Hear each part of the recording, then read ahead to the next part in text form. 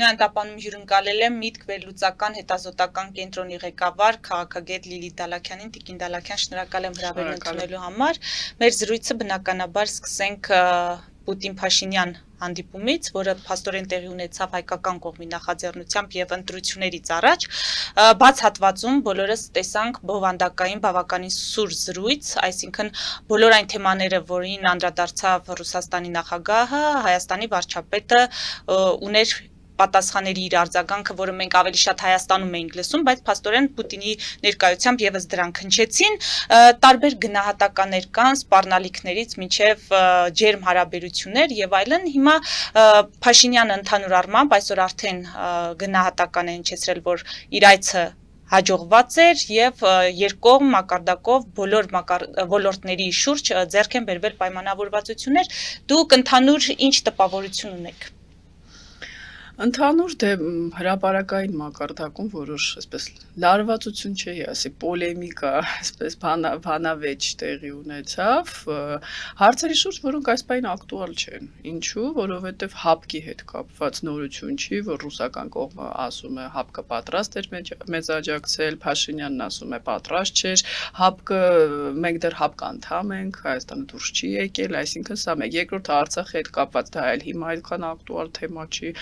ժողովուրդը այնպես չի, որ Արցախի հարցով է գնալու ընտրություններին եւ քվեարկի երկաթուղու հետ կապված, ինչը հիմա ակտուալ է, մենք չտեսանք որևէ խոսակցություն, հակառակ Օվերչուկը հայտարարում է, որ այդպեսի երրորդ կողմին, ինչը տրամաբանական էր, գիտեք, նորություն չէր գոնե ինձ համար, որ ռուսական կողմը չի պատրաստվում երկաթուղին հանձնել որևէ կառավարման անգամ ղազախական կողմին։ Նույնիսկ ես կասեի ավելի վատ ղազախական, որովհետեւ Ղազախստանն էլ դա արդեն այլ թեմա է, այդքան բարեկամական չի ընկալվում այլևս Ռուսաստանի կողմից, այն բանից հետո եւ Եվրամիության եւ ԱՄՆ-ի հետ Ղազախստանն էլ փորձեց խորացնել հարաբերությունները, Դուգինը սկսեց խոսել, որ Ղազախստանը արհեստական երկիր է, հյուսիսում ռուսներին նեղացնում են, այսինքն այնպես չի, որ Ռուսաստանը այսօր չունի որևէ ռեալ դաշնակից, որին վստահում է, որևէ մեկին չի վստահում, եւ պարզը որ տարածաշրջանի հեռացում կնշանակի երկաթուղու ուրեմն հանձնելը երրորդ կողմին։ Այսքան կարևոր հարցի մասին մենք չլսեցինք խոսակցություն, կխոսենք դեռ ներքաղաքական թեմաների ռուսամետ իբրև թե այսպես ասած ուժերի վերաբերյալ, բայց այստեղ կարևոր է նաև Ռոսատոմի հետ դեռ համագործակցություն փաստորեն չի բացառվում, այսինքն կան այստեղ ուժեր, որ ասում էին Վենսի հետ ստորագրվել է համաձայնագիր, վերջ Ռուսաստան այլ ատոմակայանի հետ կապված որևէ գործունեություն չի իրականացնի, մենք այս հարցում կախված չենք լինի Ռուսաստանից, դիվերսիֆիկացիա, մոդուլային, փաստորեն հայկական իշխանությունները դեռ երկուսն էլ դիտարկում են գուցե ելնելով այն դժվար եւ բարդ աշխարհաքաղաքական իրավիճակից, որը հիմա մենք տեսնում ենք Իրան-ԱՄՆ այս կոնֆլիկտից հետո։ Դուք ասացիք երկաթուղու հարցին, չէ, ատոմակայանի հարցին անդրադարձանք, բայց Օվերչուկը ասում է, որ միայն Ռուսաստանն ունի տեխնոլոգիաները, որոնք անհրաժեշտ են Հայաստանին եւ մինչեւ տարեվերջ Հայաստանը պետք է որոշում կայացնի, ում հետ է կառուցում ատոմակայանը, հակառակ դեպքում կարող է գալ մի պահ, որովհետեւ կառուցման եւ շահագործման այդ փուլը կարող է տևել 10 տարի, իսկ 10 տարի հետո, եթե պատրաստ չլինի նոր ատոմակայանը, ապա մեծամորի այեկը փակվելու է եւ Հայաստանը լուրջ խնդիրների առջեւ է կանգնելու։ Դա ավելի էներգետիկայի ոլորտի մասնագետներ կարող են նշել այդպես է թե ոչ, այս 10 տարվա հետ կապված, բայց ինչու հենց այս տարի իմ կարծիքով ցավալիորեն ԱՄՆ նախագահը հետևողական չի իր խոսքերում։ Մենք տեսնում ենք իր դաշնակիցների հետ կապված, ես սա ամբողջը զուգահեռ եմ նայում այս իրադարձությունները, եւ ռուս-ուկրաինական պատերազմը, եւ Իրան-ԱՄՆ կոնֆլիկտը, եւ տարածաշրջանում TRIP-ը, որը կապված է դեռ ընդհանրապես ԱՄՆ նախագահի խոսքի հռչակագրի հետ։ Եթե շարունակի նախագահ Տրամպ այս քաղաքականությունը ընդդեմ իր դաշնակիցների բնական, Ռուսաստանի հետ այս սիրախաղերը շարունակվեն, Ռուսաստանը այս բան վստահ է, որ Տրամպի ուղին այստեղ չի կառուցվելու։ Ինչու, որովհետև եթե երկաթուղու հարցը չի լուծվում, ինքը Դոնալդ Տրամպը արդեն ես վստահ եմ, կասկածներ ունեի, այդ հարցը թողել է Հայաստանի ուսերին։ Հայաստանը ինքը միայնակ այդ հարցը չի կարող լուծել, այսինքն Ռուսաստանը ավելի վստահ է դարձել Հայաստանի հետ իր հարաբերություններում, խոսում է ուլտիմատումներով։ Միշտ է այդպես խոսել, բայց վերջերս մենք տեսնում էինք Լավրովը փորձում էր ավելի փափուկ խոսել Միրզոյանի հետ։ Այսինքն այդ ուլտիմատումներով խոսելը դա չափազանց ինքնավստահությունից է, թե հակառակը իսկապես ռիսկերը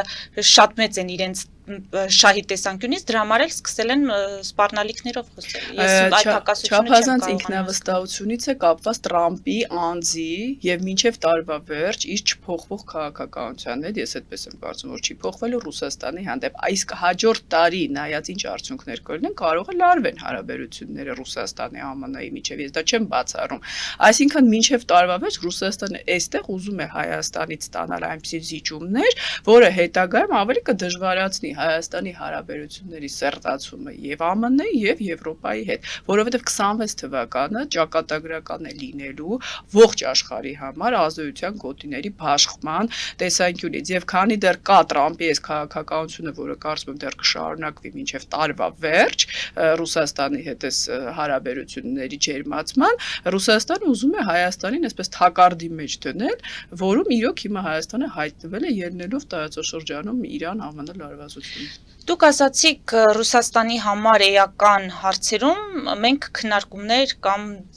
կոնկրետ որոշումներ չտեսանք։ Այդ դեպքում հարց է առաջանում, ինչով էր պայմանավորված հայկական կողմի այս նախաձեռնությունը, անհրաժեշտությունը ինչու էր, որ Փաշինյանը ցանկացավ այսպիսի հանդիպում։ Եթե պետք է էական հարցերում չլիներ առաջընթաց, քայլ առաջ։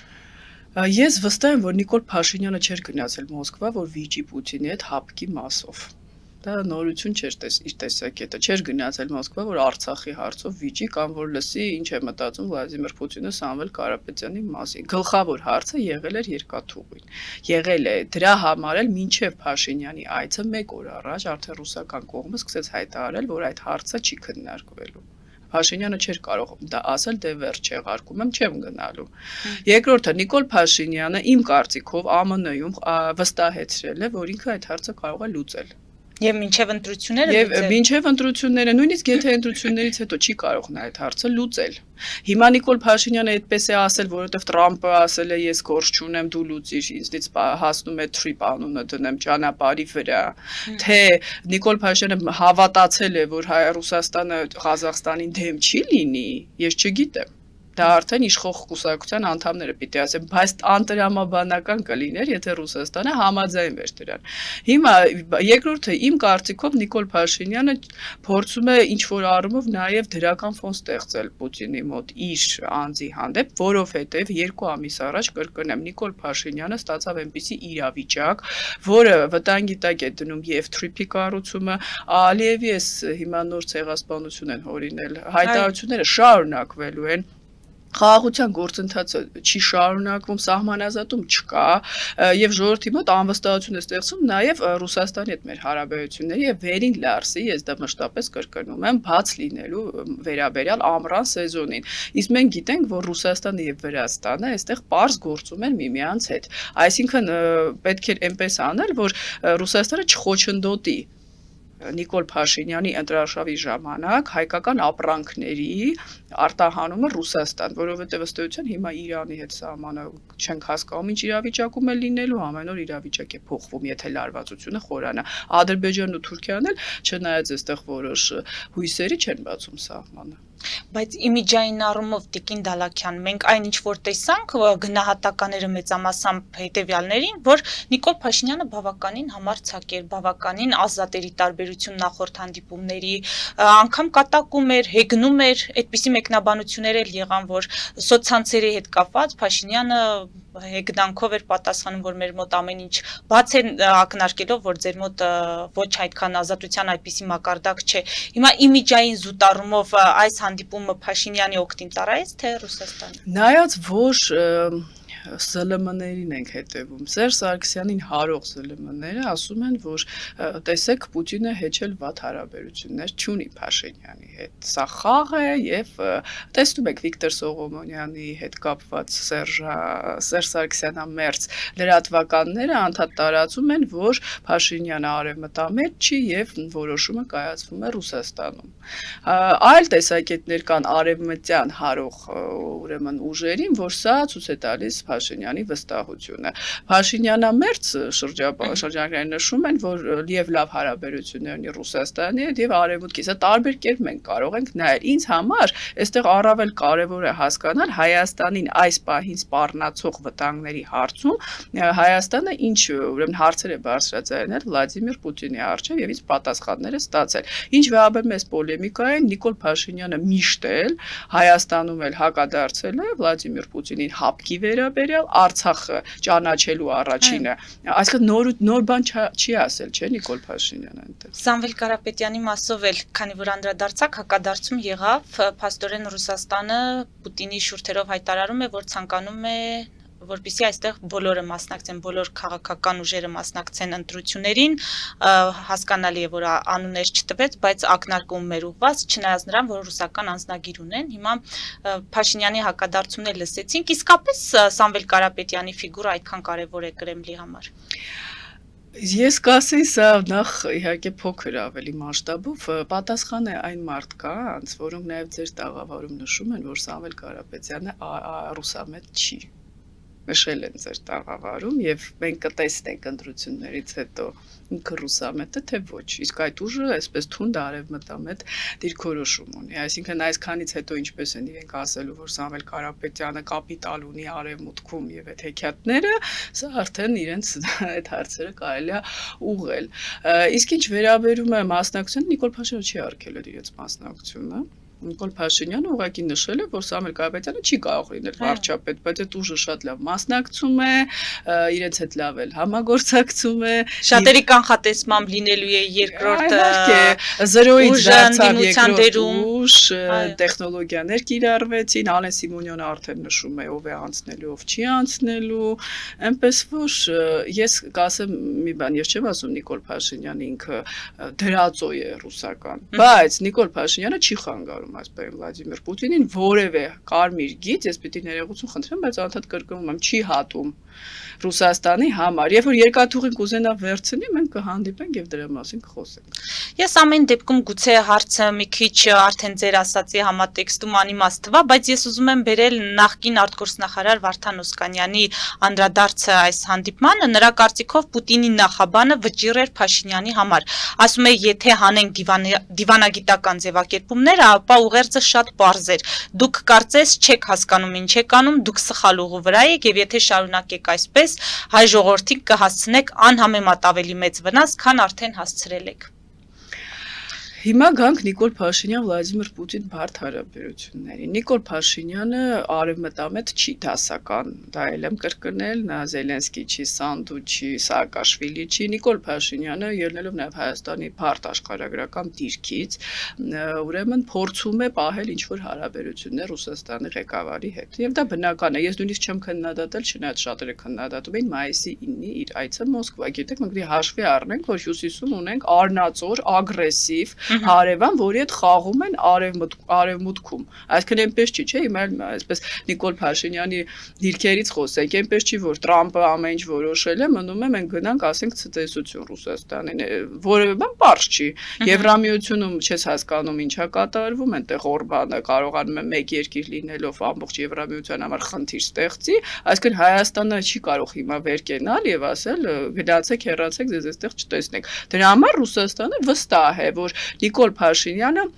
ինչ որ առումով այս պահին ելնելով աշխարհաքաղաքական այս իրավիճակի թակարդում է հայտնվել, ոչ թե Նիկոլ Փաշինյանը, պարզ է նաև Հայաստանը, այստեղ անձերի մասին ես չեմ խոսում։ Այսինքն միայնակ ենք մնացել այս թրիփի հետ։ Միայնակ ենք մնացել հայ-թուրքական սահմանի բացման հետ, ճնշում են ԱՄՆ-ում Էրդողանին, վստահ եմ, որ ոչ, այն էլ այս պահին, որ Էրդողանը ինձ շատ անհրաժեշտ է, ես շատ հիասթափված եմ, ես մեծ հույսեր ունեի նախագահ Տրամպի քաղաքականության հետ, բայց եթե այսպես շարունակվի, մենք չենք հասկանում, ով դաշնակիցն է լինելու արդեն արևմուտքում, եւ մենք տեսնում ենք Չինաստանը ըստ էության արդեն մեծ առավելություններ է ստանում Հորմուզի նեղուցի հետ կապված, եւ Չինաստանը դեմ է թրիփին։ Այսինքն մենք այստեղ ունենք լուրջ խնդիրներ։ Հայաստանը ըստ էության միայնակ է, որ ուզում է, Ալիևն էլ ստիպված է գնացել Վաշինգտոն։ Այսինքն այս առումով Վլադիմիր Պուտինը կարող է հիմա վստահորեն ինչ-որ դասեր տալ Նիկոլ Փաշինյանին, բայց նա թողեց, որ Փաշինյանը խաղա, գնա Եվրոպա, գնա Արևմուտք, իր մեջ իմանալով, որ Տրամպը ինքը երբեք Պուտինի դեմ այստեղ դուրս չի գա Թրիփի հետ կապված։ Նա այդպես է կարծում եւ դեռ այդպես է։ Մենք չենք լսել, որ Տրամպը հայտարարի, որ Ռուսաստանը պիտի հեռանա տարածաշրջանից։ Երբ որ դա կլինի, Վլադիմիր Պուտինը այսպես վստահ Փաշինյանից չի խոսի։ Ուղղակի մտածողության առումով էր հետաքրքիր իմ ուշադրությունը ամեն դեպքում գրավել Օսկանյանի այդ հայտարարությունը։ Փաստորեն, եթե սպառնում են կամ նախաբան են վերջաբան են ներկայացնում, ուրեմն պետք է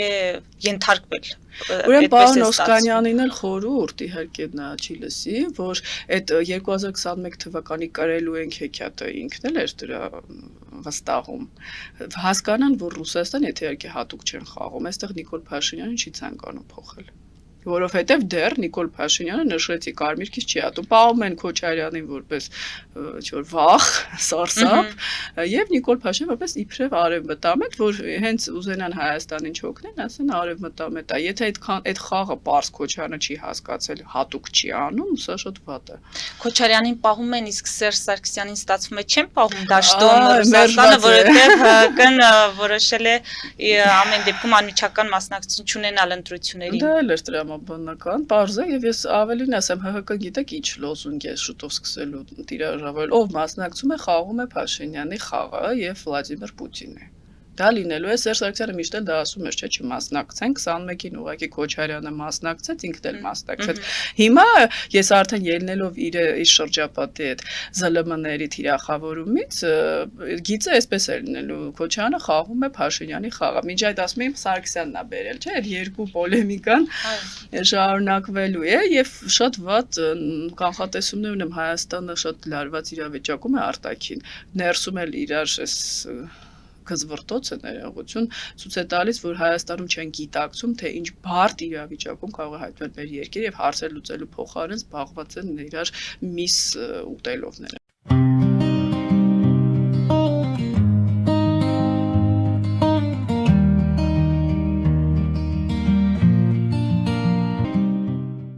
Ֆելիչե ժամանակակից ատամնաբուժական կլինիկա։ Այստեղ հարմարավետությունն ու խնամքն առաջնային են։ Այստեղ կիրառվում են ատամնաբուժական ամենաժամանակակից տեխնոլոգիաներ, ճշգրիտ ախտորոշում, արդյունավետ բուժում, նուրբ փորձառություն եւ անհատական մոտեցում։ Սկսած սովորական մանրուքներից մինչև առաջադեմ ընթացակարգեր, այստեղ դուք գտնվում եք բարձր որակավորում ունեցող եւ փորձառու ատամնաբուժական մասնագետների ձեռքերում։ Մեր բարեկամական եւ հյուրընկալ անձնակազմն այստեղ է յուրաքանչյուր այցը հաճելի դարձնելու համար։ Ֆելիչե,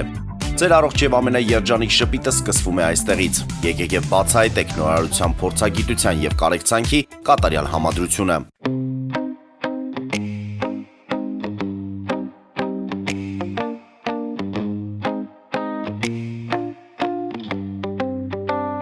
Երևանի եւ Զովունիի սահմանին գտնվող Ալպիական թաղամասում սկսվել է 2, 3 եւ 4 սենյականոց բնակարանների նախնական ամրագրում։ Առաջարկում ենք նաեւ թաունհաուսներ արդեն պատրաստ եւ կառուցվող։ Բնակարանների արժեքները սկսվում են 50,000 ԱՄՆ դոլարից մինչև 140,000 ԱՄՆ դոլար, իսկ թաունհաուսներինը 160,000 ԱՄՆ դոլարից 170,000 ԱՄՆ դոլար։ Մանրամասների համար այցելեք մեր պաշտոնական կայք alpiakan.am կամ զանգահարեք +374 44 201 066։ Ամրագրում կարող եք կատարել մինչև ապրիլի 30-ը։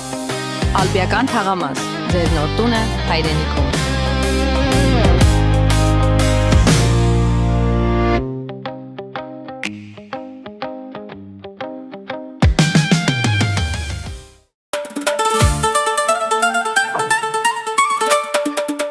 Երևանն եք ուղարկում։ Օթանավով։ Երևանն են ուղարկում։ Ստեղ ուղարկում են, Երևանում ստանում են $1.99 Սենսացիա։ Այ սենսացիան է սա։ Ծրիա։ Իսկ ավտոմեքենաները կարող եք ուղարկել անհավատալի ցածր արժեքներով։ Նավով վճարում եք 1 արկղի համար, 2 արկղել անվճար։ Ասեք, Աշոտն է ուղարկել։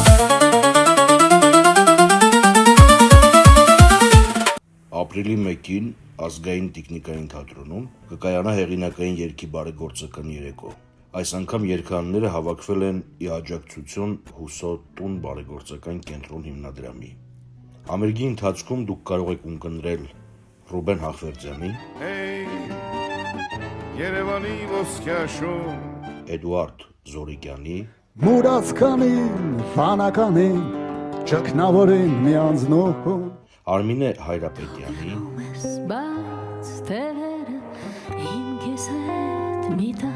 Հայկ Պետրոսյանի, անցած օրեր, դարձած ուշեր, Գագիկ Շիբոյանի,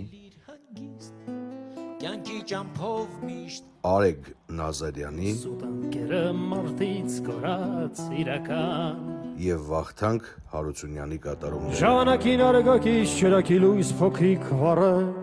եւ ձեր մասնակցությամբ մաս կազմել այս կարևոր գործի։ Միասին կարող ենք անել ավելին։ Տոմսերը կարող եք ձեռք բերել Fast Ticket կայքից։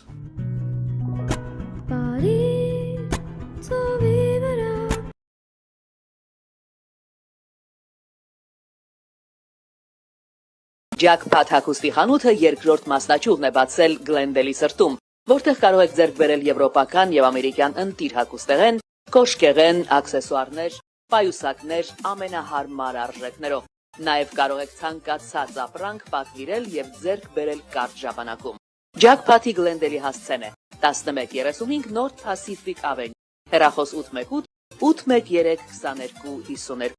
Ջաքփաթ հագուստի լավագույն կենտրոնը Գլենդելում։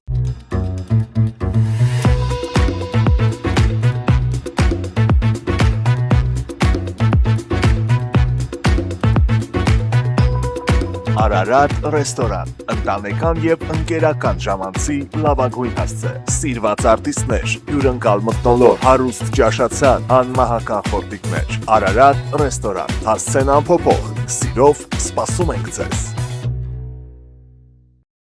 Լավագույն պաղպաղակ, բնական, համեղ եւ մատչելի գներով պաղպաղակը կարող եք ձեռք բերել բոլոր հայկական խանութներում։ Պահանջեք հայկական պաղպաղակ, Թամարա պաղպաղակ։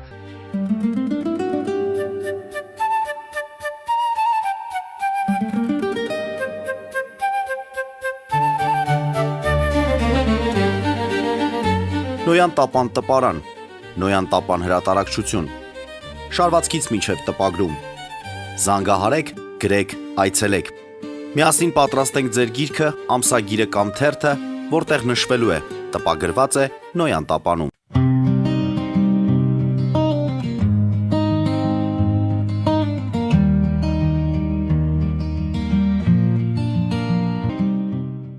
Բայց հարցերը պետք է լուծի այստեղ իշխանությունը, թե պետք է ընդդիմությունն էլ նրան աջակցի, այսինքն ուզում եմ հասկանալ այստեղ պատասխանատվության չափաբաժինը ինչպիսին է։ Այնտեղ որտեղ հարցը լուծում է միայն իշխանությունը, դա Փաշինյանի ասած ավտոկրատ երկրներն են, Ռուսաստանը եւ այլն։ Մենք ասում ենք ժողովրդավարական երկեր, այսինքն ընդդիմություն նրա համար չի, որ գա խորհրդարան իրար ծեծեն, ընդդիմություն նրա համար է, որ դա հարցեր օգնի ինչ որ առումով քննադատի իշխանություններին։ Նաեւ չպետք է լինի ընդդիմություն, որ ասի ամեն ինչ ճիշտ է անում Նիկոլ Փաշինյանը, Քոչարյանի դեմ ենք պայքարում, ես ինչ-որ անհասկանալի ընդդիմություն եմ տեսնում Հայաստանում։ Ընդդիմությունը պիտի, եթե Փաշինյանը ճիշտ քայլեր է անում, ասի ճիշտ է, սխալ է, ասի սխալ է եւ առաջարկի ինչ-որ լուծումներ, բայց ոչ իշխանության կողմից եմ ես տեսնում լուծումներ։ Իրենց ըստ էության ասած որևէ բան չի կատարվել, ոչ թրիփի հետ կապված, անդադ ժամկետներ էին նշում, ոչ սահմանազատման, ոչ խաղաղության ստորագրման, ոչ ուրեմն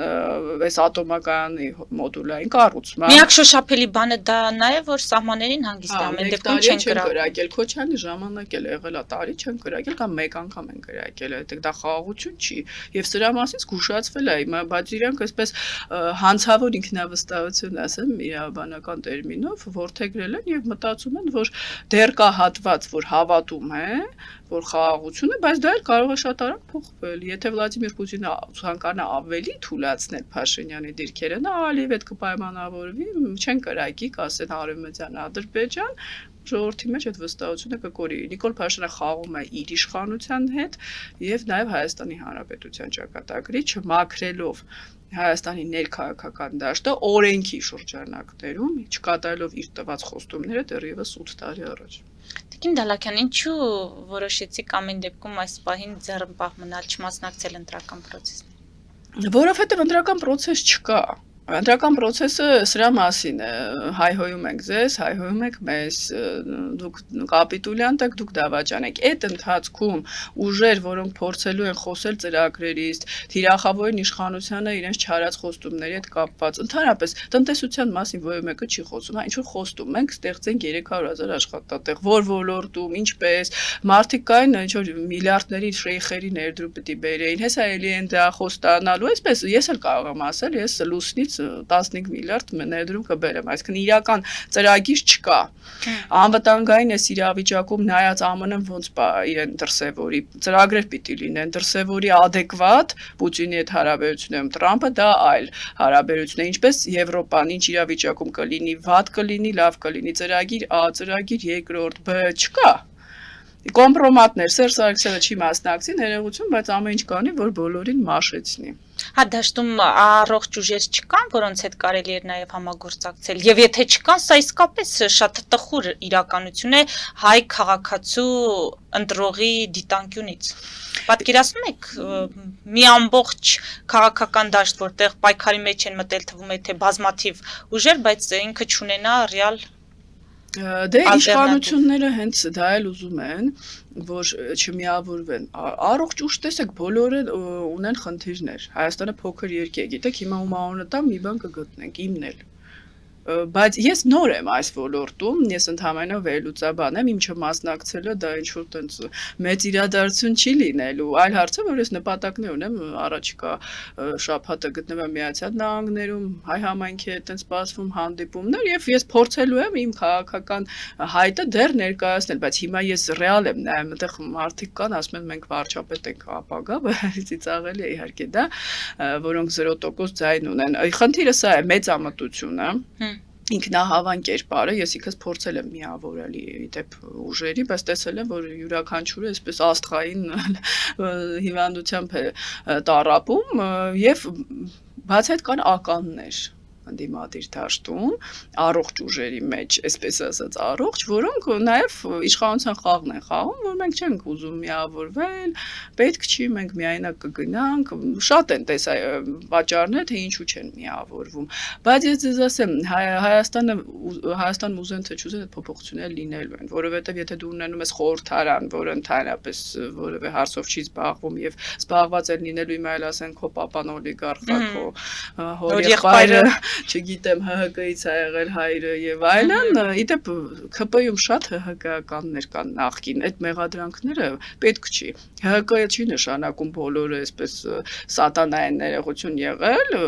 եթե չեն մասնակցել ընտրակեղծիքներին, վնաս չեն տվել այս երկրին, կներեք Արամ Սարգսյանը շատ հարգված գործիչ է, Քոչարյանը ժամանակ վարչապետ ա եղել, ինչա ջնջենք բոլորին, ով ամանալու նոր ծնված քաղաքական գործիչներ չկան։ Բայց ցավալիորեն ես չեմ տեսնում, որ ընտրություններով ինչ որ հարց են լուծվելու։ Ընտրությունից հետո կարող են տեղի ունենալ զարգացումներ, քանի որ եթե Հայաստանը պատրաստ չլինի այն լուրջ մարտահրավերներին, որ սպասվում են մեր երկրին, արդեն փողոցում այդ զարգացումները տեղի կունենան առանձին։ Մեկը իր ծիրանը չտանելու հետևանքով, հարկային տերորի Այսինքն լիդեր չի լինի,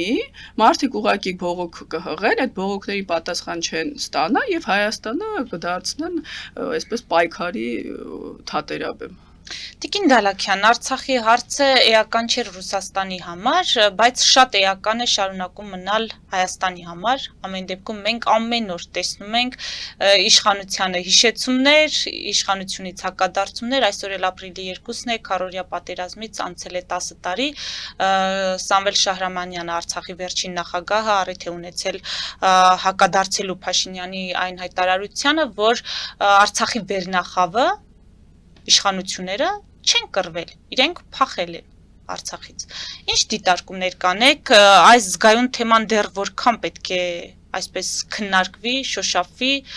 ու խաղա մարդկանց էմոցիաների հետ։ Քանի դեռ Հայաստանում կա վճիռ որոշում խաղալ նախկինների հետ, այդ թեման շարքվելու է։ որովհետև եթե որևէ ասելիք չունեք ընտրողներին եւ որևէ ծրագիր, ելի պիտի դուք եք հանձնել, չէ, դուք եք հանձնել։ Այսինքն այս պոլեմիկան շարունակվի։ Պարոն Շահրամանյանին տեսեք, մեղադրում էին տարբեր հանցանքների մեջ, ինչ ուրեմն փուլում են գտնվում այդ գործերը։ Շատ հաճախ ասում են մենք չենք խառնվում արդարադատությանը։ Ես այդպիսի բան աշխարհում չեմ լսել, որ իշխանությունն ասի մենք չենք։ Ելիներով արդարադատության նախարար, գլխավոր դատախազ, ԲԴԽ-ն իրենք են կազմավորում, մենք չգիտենք, չենք խառնվում, դատավորը վատն է։ Ուրեմն մի տվեք այդ խոստումները, ասեք մենք չենք խառնվում եւ վերջ։ Ամեն տարի գալիս ասում եք հեսա ձեզ ծեփելու ենք պատին, հետո ասում եք մենք չենք խառնվելու։ Ես այդպես էլ չեմ հասկանում, ինչա կատարվում Հայաստանի արդարադատության համակարգի հետ, ինչու որովհետեւ Սամվել Շահրամանյանին մեղադրանքներ էին ուղղում, կամ Արցախի ներդրումային հիմնադրամից միլիարդավոր դոլարներ են տարել կուխնյայի բնակիչները, ինչ ուրեմն լուծումներ կան, գլխավոր դատախազը ինչով է զբաղված ընդհանրապես այդ գործով։ Ես դիմումներ եմ ստանում, որ ընդհանրապես ընթացք չկա այդ գործերի վերաբերյալ, այդ արցախցիներից նամակներ եմ ստանում, որը չի լուծվում այդ խնդիրը։ Դե հիմա այդ գլխավոր դատախազն էլ չի լսում Նիկոլ Փաշինյանի հրահանգները եւ չի գործում, հա ազատվեք ուրեմն գլխավոր դատախազից։ Կամ ներողություն, այս թեման շատ կարեւոր է։ Արդարադատության նախկին նախարարին հանեցին, իբրև թե ասին ինքն է մեղավոր, որ ոչ մի բան չի բացել։ Այդ մարդը գնացել է հանգիստ տուն, լավ է, հիմա աշխատում, այսինքն մեղավոր է ու գնա տուն։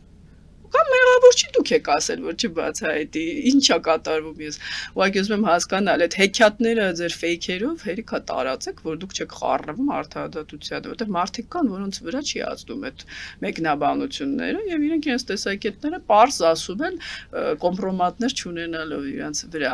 Ինչ վերաբերում է պարոն Շահրամանյանին, նախ ինքը ճիշտ կանի խոսի, թե ոնց ինքը հայտնվեց ինչպես Հայաստանում, ինչպես մյուս ղեկավարները չհայտնվեցին Հայաստանում։ Հիմա իրար մեղադրում են, չէ, դու փախար, դու չփախար, ես այդտեղ չեմ եղել, չեմ կարող ոչինչ այսպես ասել,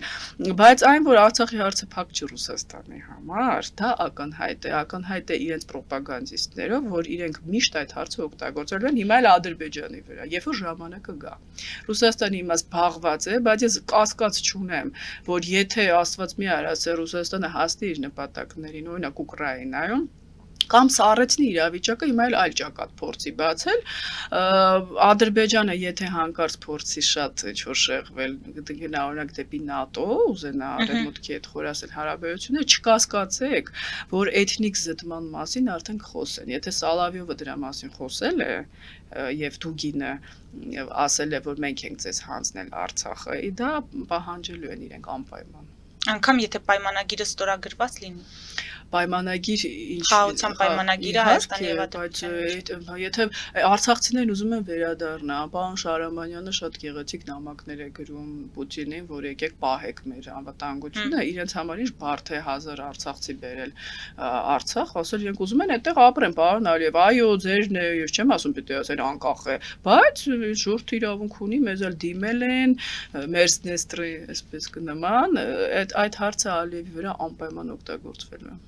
Ամփոփելով ճիշտ է դուք հարցերին պատասխանեցիք զուգահեռ տանելով աշխարհում տիրող իրավիճակի հետ ինչ է կատարվում լավ ի վերջո հարևան Իրանի հետ կապված ինչ կարող եք ասել Թրամփը որ կետում է ինչ է անում ինչ է ուզում Ես մշտապես հույսեր եմ փայփայել նոր նախագահի ուրեմն քաղաքականության հետ, հատկապես Թրիփի հետ կապված, բայց շատ հիմա ցավալի իրավիճակում է Հայաստանը հայտնվել միայնակ ռուսական այս վտանգի արչև, որովհետև նախագահ Տրամփը փոխարեն իր դաշնակիցների հետ խորացնի իր հարաբերությունները, ամեն օր նրանց վիրավորում է եւ Պարսից ծոցի երկրներին, եւ Եվրոպայի, եւ Բացի Իսրայելից բայց ես կարծում շուտով Իսրայելն է կհասնի երթը, որովհետև Իսրայելը ներքաշեց ըստ էության օգտվեց Տրամփի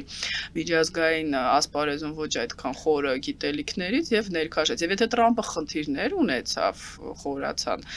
նա Իսրայելին է հիշի Նետանյահուին էլ, որը ինքը ընտրությունների է պատրաստվում եւ կարող է ինքն էլ չընտրվի։ Տարօրինակ է, որ հաշվի չէին առել, որ Հորմուզը փակ չի, ես նշել եմ, չի փակվելու, որովհետեւ դա Իրանին պետք չի։ Իրանը հիմա այդտեղ ասում է, անցեք գումարը տվեք, այսպես իրավիճակ, սա նվաստացուցիչ է ԱՄՆ համար եւ ամեն հզոր պետություն է, ամեն կարող էր այնպես լուծել այս խնդիրը։ Ընդհանրապես ԱԹՍ-ների դեմ պայքարին պիտի պատրաստ լինեին։ Հիմա նախագահ Տրամփը եթե վերջին սխալ քայլը անի եւ ցամաքային զորքեր ուղարկի, նրանք ուղղակի բաց թիրախ են լինելու այդ կղզում։ Այսինքն հենց ինքը Տրամպը ասեց դե Օրմուզը մենք կարող ենք բացել, բայց դե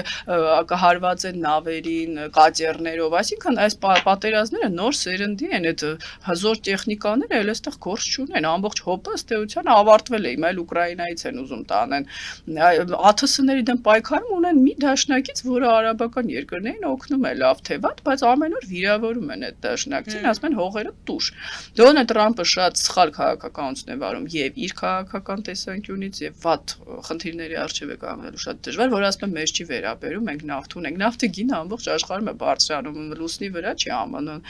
գնաճը ԱՄՆ-ում էլ կա, այդ ֆոնին գնալ ընտրությունների տեսնենք Էփշտեյնի գործերն էլ կա, այսինքն վատագույն սցենարը այն կլինի, որ Տրամպը շարունակի իր սխալ արտաքին քաղաքականությունը ՆԱՏՕ-ին շանտաժ ենթարկի, Պուտինի զանգի, սանկցիաներն էլ հանի Ռուսաստանի նկատմամբ, հիմա էլ հարցնում ենք Փաշինյանը ինչի է գնացել Մոսկվա, ես ով է լիներ կգնար, այսինքն այսօր Հայաստանը մնաց միայնակ։ Այս վտանգի առաջ Եվրոպան միասնական չի, մենք մեր խաղադրույքը թրիփի վրա ենք դրել, հիմա պարզ չի ոչ մի բան։ Լավագույնը կլինի այն, որ նախագահ Տրամպը գիտակցի, որ Պուտինի հետ այս կապերը թուլացնում են եւ իր դիրքերը եւ ԱՄՆ-ը եւ նորից հարաբերությունները լավացնի, բայց ցավում եմ չեմ տեսնում այդպիսի հնարավորություն։ Եվ եթե Հորմուզի նեղուցի հետ կապված ԱՄՆ-ը չկարողանա իր նպատակներին հասնել, սա Հայաստանի համար շատ մեծ վտանգ է, որտեղ Իրանի ռեժիմը կռադիկալիզացվի ավելի եւ այստեղ թրիփը ոնց է անցնելու չեմ կարող ասել։ Շնորհակալ եմ։ Մեզ դիտողներին հիշեցնեմ, որ զրուցում էի Միտք վերլուծական հետազոտական կենտրոնի ղեկավար քաղաքագետ Լիլիթ Դալաքյանի հետ։ Մեր ուղիղ եթերները կարող եք դիտել Patreon-ում, նաև այդ հարթակում աջակցել էկրանին երևացող QR կոդով։